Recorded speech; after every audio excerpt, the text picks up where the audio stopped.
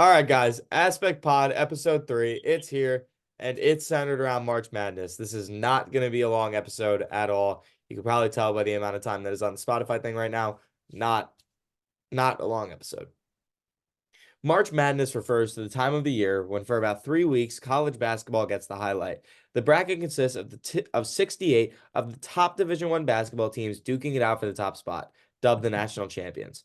Favorite to win this year is UConn, with roughly 35% of people who made a bracket choosing them as their national champions for 2024. Brackets are a heavy portion of March Madness where nearly everyone tries but inevitably fails to perfectly pick all 63 games correctly. The winners of each round move on, and the winners of the next round, and so on. Out of nearly 20 million brackets created last year, only about 1,000 remained perfect through the first round. On our podcast, we have one of the 1,000. It's not a guest, not a new addition. He's Aspect Pod's very own Colin. But before I turn it over to him, I would like to remind everybody viewing and listening to gamble responsibly and not throw things at their televisions when an unpredicted upset occurs. It's March, it's madness, and here to talk about it with you, Colin. All right, as Trey did say, had a top 1,000 bracket last year. Trying to go far this year. We'll see. I think I have some great picks to go over today, but I guess I'll start with the easy matchups. Is that what we want to start with? Yeah, let me just give a rundown. So we're gonna go over Colin's predictions because when it comes to me and Jaden, we're casuals when it comes to college basketball. You watching, if you're just hearing now about March Madness, congratulations. You know the same amount as me. But today I did a little bit of research. There's a couple things that we're gonna go through today. We're gonna go through Colin's first round predictions, questionable teams that were included in the bracket this year, some key matchups, and a segment called Ultimate Upset. You can probably guess what that is, but we'll explain it a little later. So, Colin, give us first round predictions. Go ahead. All right, starting in the East region, we're going with number 1 overall seed UConn versus 16 seeded Stetson. Not much I need to go over. Repeat defending champion. I'm going with UConn in the first round. No brainer. If you take Stetson, I'm questioning your knowledge here. Moving on to the 8-9 FAU 8 seed, Northwestern 9 seed. You I know am what? taking FAU. What's Okay. up? But let me stop you really quickly and go over this FAU versus Northwestern game because this was All one of the right. games that this was one of the games that I definitely starred and I was like, this is interesting. And I say this because FAU last year made a Final Four run, but were transitioned into Conference USA and had a much more difficult schedule this year. But they did keep their head coach and they returned 90% of their scoring from last year. However, on the Northwestern side of things, in the Big Ten, they did earn a top 3 spot. You said you choose FAU. I want to know why. Well, precisely what you just said. They return most of last year's team. They shoot the ball well. They protect the ball. They limit their turnovers. They get a lot of offensive rebounds, a lot of chances. There's center, I believe, I don't know how to pronounce his first name. I believe it's Vladislav Golden. He's taken on an increased role to the past couple weeks. And honestly, it's just versus top 25 teams. They're 2-1. Conference, they're 14-4. And I honestly think they live and die by the 3-pointer. Like another team we'll see later on. I think if they stay hot like they are, Northwestern has no chance. Anything positive about Northwestern in regards to this or no? Absolutely not. Northwestern's gone. Really? That would see. I don't believe in Northwestern at all. Okay. Okay. For the viewers listening, I would just like to say, I would like to PSA 2 things. Number one, this is raw recording. Okay. Maybe when there's a couple long silences, I'll cut out a little bit of it, but I'm the editor. We need to be focusing on episode 4 that's releasing on Thursday. So by the time you're watching this tomorrow. So this is going to be mostly raw footage. There's going to be a lot of uhs and a lot of knows, definitely some pauses. But you know what, guys? This is how it is. We got to get episode 4 How out. it is. You're hearing more raw footage today. The second thing that I would like to say is despite the fact that I'm talking about FAU, Northwestern, and talking all these things college basketball, guys, I don't know much about college basketball. I looked up a couple things today towards the back end of the school day. Colin's going to be doing most of the talking. I'll remind him because, viewers, if you know about college basketball, great. If you don't, Colin, I ask, keep it simple because Of you also course. you also got to keep me with you. All right. So we're moving on to 5 San Diego State versus 12 UAB. Going again, no upsets yet. Wait, was that an upset last one? No, 8. I took the 8. Yeah, no upsets this time. Taking number 5 San Diego State because they're a dominant defensive team. Their offense can be inconsistent, but they're extremely experienced. They sometimes play 5 seniors on the court, and usually when you see these March Madness teams that go far, it's never your one and done guys like the Duke, Kentucky. It's never. It's always teams like Villanova a couple years ago where they have experience, and I think they're just more experienced than this UAB team. So So they you think create so do you think something that's going to make or break this whole bracket is experience? You don't think young teams really have a chance? You think it's more going to be centered around those upperclassmen? historically they do not have a chance. It's usually a team of at least a couple sophomores and juniors, and I think when you have 5 seniors on the court in a defensive centric team that can still shoot the lights out, it's a no brainer here. I also ask the viewers to keep in mind sophomores and juniors are normally on college basketball teams because they haven't been drafted yet, but that doesn't mean they suck. Because if they're going to continue to come back to Division 1 teams, I don't know. I think that I am going to agree with Colin. I think it's just a matter of common sense, right? You have guys with more experience. You have guys that are familiar with the stage, especially because a lot of these teams, UConn, San Diego State. San Diego State, thank you, which is weird because that's like not a state. It's whatever. But my point is, teams like that with the experience of Division 1, of being in the bracket, like FAU, like Northwestern, like we've said, those teams, they're gonna go far. Don't take my advice if you're gonna make a bracket, but you should kind of lean towards the ones with seniority. Colin, keep going. I do want to just finish up with San Diego State. Being a team who was the runner up and finished second last season, I think they had the championship mentality to take out a 12 seeded UAB. Well, I mean, when you're the 5 seed, it shouldn't be that hard, you know what I mean? But, all right. Moving on, we are to 4 seed Auburn versus 13 seed Yale. Still, not many upsets for me in the East. Yale is currently 0-2 against the top 25. Auburn is elite on both sides of the ball. They limit opponents to the lowest field goal percentage in the nation inside the 3-point line and rank in the top 15% in defensive 3-point field goal percentage. I mean, just off that, they're a nightmare matchup for almost anybody, and I think a 13 seed Yale has no chance if teams in the SEC and around the country had no chance. If they're final for them to be 27-7, they're a good team, and I just don't think Yale can keep up with that. I'll trust you, man. I'll trust you. All right, moving on to my first upset. Number 6 BYU versus number 11 Duquesne. For being honest here, I don't know. I don't know much about BYU here. They don't draw a ton of fouls. They play a slow paced game, and I don't think their style really fits March Madness. But I mean, Duquesne only averages about 70 points a game, which is 11 less than BYU. I'm kind of just going with the history of upsets here. There's not much thought behind this matchup. You could probably go either way. The thing that's so scary about this tournament is that it's all very day-to-day dependent. If UConn comes out, it's going to take a lot for them to lose to Stetson.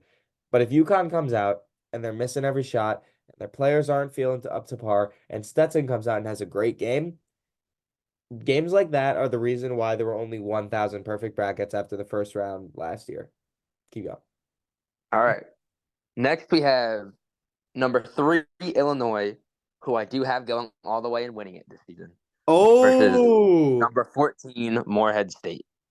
all right. Now, Well, this is a risky game. so So so today, just reminding viewers, we're going through round 1 predictions. Okay. But I will leave that hint out there that I do have them winning the entire thing. yes, yes. All right. So Keep it let's moving. start with this.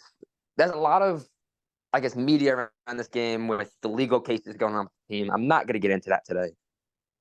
Terrence Shannon, 23 points a game, 4 rebounds, great player. Illinois has the size advantage and they have experience, but their glaring vulnerability is a high turnover rate.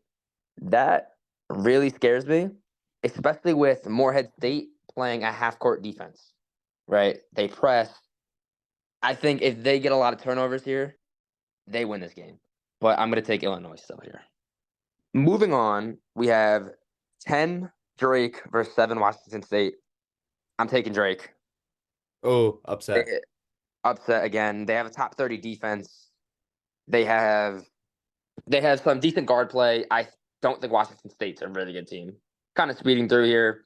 Number 2, Iowa State over 15 South Dakota State. There's Iowa not State, there's they've not been much of this to be said. incredible all year. There's nothing to talk about here. Yep. Speeding through again, North Carolina, number 1 seed against 16. As of now, I believe it's going to be Wagner. They're winning right now. Or Howard. North Carolina's unbelievable. Don't want to touch that. 8 Mississippi State, 9 Michigan State. I'm going to Ole Miss. Not taking Mississippi State. They can get the f out of here. Next game, 5 St. Mary's, 12 Grand Canyon. Grand Canyon always makes a decent appearance, but St. Mary's 26-7. They've lost 1 game since Christmas. They're hot. Take Damn. the hot team. Moving on to Alabama Charleston. Like I said earlier, teams that shoot the ball. Charleston shoots the ball. They might be the best 3-point shooting team in college basketball. I said it in the first podcast when a question was brought up. When you take shots, you make shots. You take more shots, you make more shots. I'm 100% in agreement with you on this. If you're gonna take shots, you're gonna make shots. No surprise to me that the team that takes a lot of 3-point shots are the best 3-point shooting team in the NCAA. All right, here's this though. Charleston has a 10-man rotation where their starters only play 60% of the minutes and half of their shots are 3-pointers. Streaky team. They almost upset San Diego State last year. Still taking Alabama. Another upset coming between the 6 and 11. 6 Clemson. I have losing to number 11 New Mexico State. Or not? Is this New Mexico State? Or is this New Mexico? Whatever. I think it's New Mexico. Yeah, it's New Mexico. I apologize. They just won the Mountain West. They could honestly be a Cinderella team to go deep. I have them only winning the first round, but that's about it. Moving on, number 3 Baylor, 14 Colgate. Baylor's been a contender all year. Colgate's coming off some losses. Colgate also that. Colgate. To be quite honest, Colgate's a toothpaste brand, and to be quite honest, it's not the best toothpaste brand. So I'm gonna choose against them every bracket from here on out for the rest of my life. All right, moving on. We have number 7 Dayton versus 10 Nevada. Dayton is one of the most efficient offenses in the country. Strong from the 3-point line. At one point, they were 16-1. They're just 5-4 in the last 9 games, which is a concern. But I do not think Nevada can keep up with them. If they can control the rebounding advantage, Nevada definitely could win this game. But they're not as consistent. 26-7, I understand. Inconsistent rebounding loses Nevada this game, taking Dayton. Moving on, number 2 Arizona is beating Long Beach State, the 15th seed. I'm not even talking about that game. Arizona is disgusting. Moving to the South, number 1 Houston has been a top team all season. Longwood has no chance. At the start of the podcast, I mentioned that UConn was the team that was projected by 34% of brackets. Don't know the exact percentage, but I know that the most common championship prediction was UConn over Houston. Yeah, that's what I have too. Oh, yeah, by the way, guys, Jaden's on the podcast. He just hasn't had anything to say because, like me, he has no Yeah, idea. we don't like college basketball around here. But Well, March yes, Madness, it's a different story. It's just, I'm not into college basketball as much. all right, that's fine. Colin, keep it rolling. I mean, just go. Moving on, we have number 8 Nebraska versus number 9 Texas A&M. I am taking Nebraska here. Texas A&M had a strong finish. They had 5 straight victories before losing to Florida in the SEC tournament. If they can ride the momentum, I definitely think they could win this matchup. But I think Nebraska's a more well-rounded team and wins this one here. Moving on to Wisconsin, James Madison, the 5 seed versus 12 seed. I had the upset here. I have 12 seeded James Madison. And don't let the 12 seed distract you. They were 31-3 this year. All right. They had multiple win streaks of 13 plus games, and they hold opponents to 29% from the 3-point line. The Dukes are dangerous, and I am taking them in this first round match. Speaking of the Dukes, we got Duke versus Vermont, 4 versus 13. I think Duke is better than a 4 seed. I don't think Vermont is that good. I'm taking the obvious Duke. Now we have the 6 and 11 Texas Tech versus NC State. NC State did just win the ACC championship. I don't think that means absolutely anything. I think they're going to be tired. I think they'll be trying to ride that victory, and I think they're going to be getting shut down by Texas Tech. Moving to our next, we have number 3 Kentucky, number 14 Oakland. Again, with these blue blood schools, I'm not worried. I'm taking Kentucky. Now we're down to 7 to 10. Florida versus either, I believe, Boise State or Colorado. I'm taking Florida. Florida did decently well in the SEC tournament. It really depends. If Boise's in, I think Florida has an easy win. If Colorado is in, I think it'll be harder to win. But as we don't know, I'm going to take Florida. Moving on to Marquette against Western Kentucky. I have Marquette being the runner-up in the national championship, so I'm obviously taking them here. Incredible team, aggressive offensively, high scoring inside. They get a lot of steals. I mean, they're a lock. They are legit. That's all I got to say here. Moving to our final area with the Midwest, we have Purdue versus whoever wins the 16. I don't care. Zach Edey and Purdue are moving on without a doubt. Next, we have 8-9 Utah State versus TCU. TCU is 21-12, but I have them making a deep run. I have them being a Cinderella team this year. They run the floor. They crash the boards harder than any team in the nation. They get fast break points. They're simple. They do everything you think from a team. And I think they're one of the most experienced teams in the nation. They will make a deep run. Moving on to 5 Gonzaga versus 12 McNeese. Gonzaga's been kind of embarrassing in the tournament. They don't have, like in the past, they've made some runs, but they've done nothing crazy outside that one with Suggs. They don't have many surefire NBA prospects, but I mean, I just think McNeese isn't there fundamentally. You know, they are best in the nation in points off turnovers, but they make a lot of offensive mistakes. Not really worried about them. Moving to our last 4 matchups, I have number 6 South Carolina versus number 11 Oregon. I like the Ducks here. They have a seasoned coach. 7-8 during the final 15 games. I understand that. But the Pac-12 tournament, they had excellent play from a couple of their seniors. They're not great on both sides of the ball, but they take care of the basketball when it matters. That's that longevity that we were talking about. I don't think South Carolina has that to match. Final 3 matchups, as Trey will be taking not this one, but the next one. We have Creighton versus Akron. Creighton's a balanced team, dominant inside, strong 3-point shooting team. They do play a slower pace, but it's Akron and they play the MAC, and I'm not really worried about them either. Moving on, we have Texas versus either Colorado State or Virginia. Trey, would you like to talk about Virginia?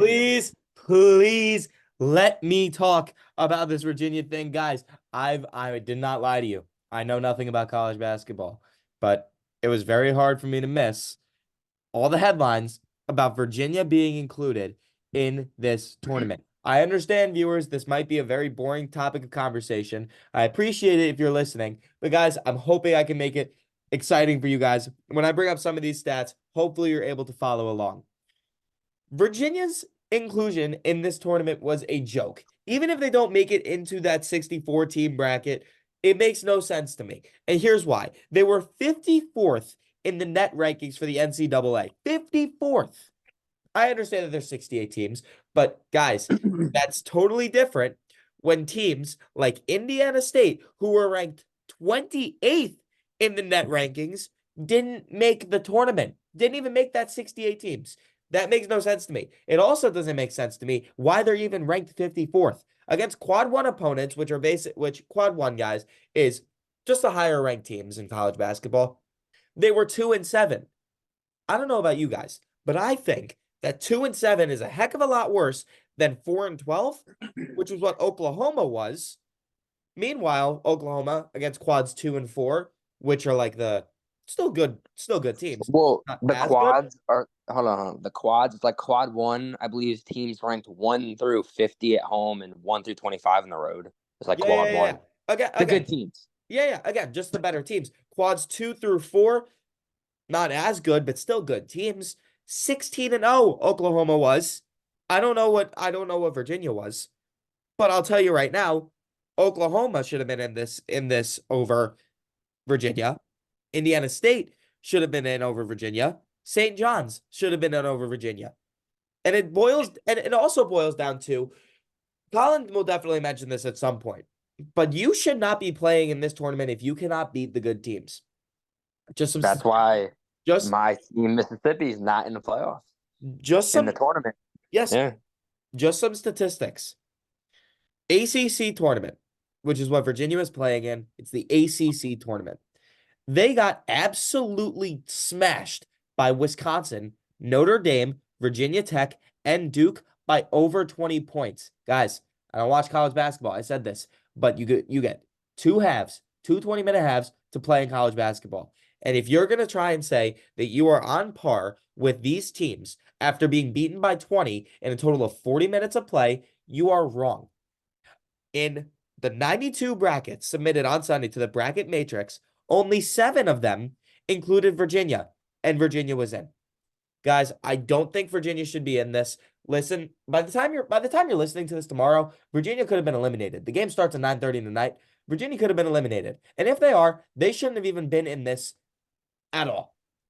However, when it comes to if Colorado State lost, guys, they're not moving on. If Virginia wins, I will eat my words. But I strongly believe they won't. Colin, please make the right choice. I don't even talk We're about taking Texas. We're taking Texas. We're thank taking you. the Thank doesn't you. matter who makes it. I do want to state a couple things though.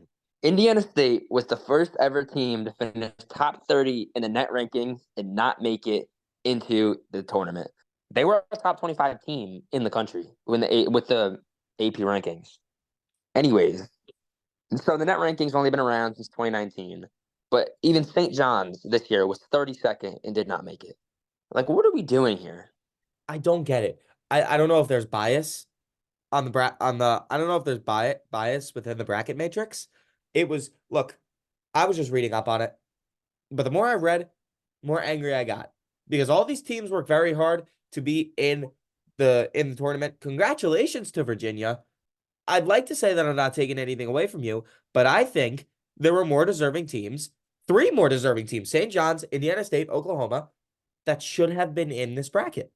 There were probably tons more. Again, I don't really follow college basketball, but that's just my 2 cents on it. You don't get to be ranked 54th, make the tournament over somebody ranked 28th. It's simple math and common sense. I do also just want to add, talking about on the quad one, Indiana State lost to Alabama, and who was a top 25 team. They lost. They were about 1-4 in the quad one. If you look at some of the losses Virginia has, like Wake Forest in quad one, they don't deserve to be here. We're taking Texas and we're moving on. Final round one matchup is Tennessee St. Peter's, and I understand St. Peter's had that crazy run last year, but Tennessee, it's not happening again. They are one of the best teams in the nation for a reason. I would personally say they are the number 2 seed in the nation, so being the number 5 team. They rely as heavily on their starting 5 as just any team in the country, and the only way St. Peter's can win this game is if they get them in foul trouble and are like just light up, don't miss. They need to be untouchable from like the 3-point line, but they're statistically the worst shooting team in the tournament, taking Tennessee by a mile. And with that, we are officially done with the first round picks.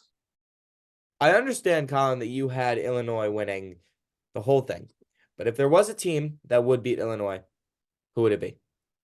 Well, they wouldn't see each other necessarily because of where they are, but I definitely could see a team like Houston or, if they get hot, like a Creighton team who could definitely beat Illinois, but the only way they would meet each other would be in the final. And I think there's other teams that counteract the Creightons of the world where like like for example, Tennessee completely outmatches Creighton because they're taking advantage of all their weaknesses. But if they didn't have to play each other, I definitely could see a Creighton team going deep and taking out this Illinois team. Another question. Just recap for the viewers. Viewers, as said before, upsets, they make or break the bracket, obviously. Colin, top 1,000 in the brackets last year. Speaks to your credibility, even if you don't answer this correctly. Who do you think will pull off the most surprising upset of the first round? Well, I would like to say to James Madison at the 12 seed because I think, honestly, not just first round. I think like I said, I think they beat Wisconsin. I could see them then in the second round upstaging like Duke. So if we're talking total upsets, I definitely think it is James Madison. But if we go most surprising, I would honestly say either New Mexico versus Clemson or potentially Oregon, South Carolina. But I think I missed one matchup earlier on, which is Kansas and Samford. I skipped over that matchup just for this. Number 4 Kansas and number 13 Samford. Kansas has lost now 2 of their top players. I think the 13 seed Samford upsets I apologize. Upsets Kansas and is the biggest upset in the tournament. All right, guys. Well, listen, like I said, today was not going to be a very long episode. I apologize if it was boring, hard to follow along with. But guys, we're trying to do our best. There was only 2 of us today. We try and produce content bi-weekly. This week is tri-weekly. So if the editing in this is a little splotchy, please forgive us. We're doing our absolute best here at the Aspect Pod to produce, but we only have one editor and we only have a limited amount of people running the social medias. We're hoping. I understand there were. I'm sorry. I would like to harp on the last episode. There were a lot of criticisms for that last episode being just a yap fest and stuff like that. But guys, once again, we urge you to listen, of course, but we don't require it. We're not trying to push away listeners. But with that being said, there are going to be times where we get on a topic and we talk about it for a very long time. We actually were going to bring up March Madness in the last podcast, but we decided against it because it truly would have been just a yap fest. And to be honest, I didn't even know if I could have sat through and listened to the whole thing. So we decided to put it into this, keep it a little more lively, keep you guys entertained. Guys, I heavily encourage, because on the very next Aspect podcast, episode 4, we will be talking about the GOAT debate. We will be centering it around basketball. We will be centering it around football. I want you guys right now to dive into the right beneath this, where on Spotify you would normally find the lyrics to songs. There's a Q&A, or sorry, not a Q&A, a place where you ask some questions. Guys, I heavily encourage everybody that has listened to this point to go down there right now, ask some questions related to anything at all regarding sports. I would like to add another segment called Q&A. Very straightforward. Ask some questions. We'll dive into them. And guys, I think that's our episode. I think that's our episode 3. Hopefully this will be out sometime by tomorrow evening. We'll try and get it out as quick as possible. Push it out to you guys as quick as possible. Thursday will be our next podcast release. This is just a little segment just to kind of keep us updated on March Madness. It wouldn't feel right if we were talking about basketball NBA wise and we didn't mention March Madness just a bit. All right. To conclude here, a couple notes. We'll be following my bracket picks throughout March Madness. I will be letting you guys know how it goes. That's all. We do have a couple athletes lined up for maybe episodes 7, 8, 9, around there. So be prepared for that. In the end, make sure you give us a nice star rating on the Spotify. Follow the Instagram, the TikTok, Facebook, Twitter, everything out there. Stay connected with us. Be linked in with our family here. and have a good night, have a good morning, good afternoon, and that's all I got for you.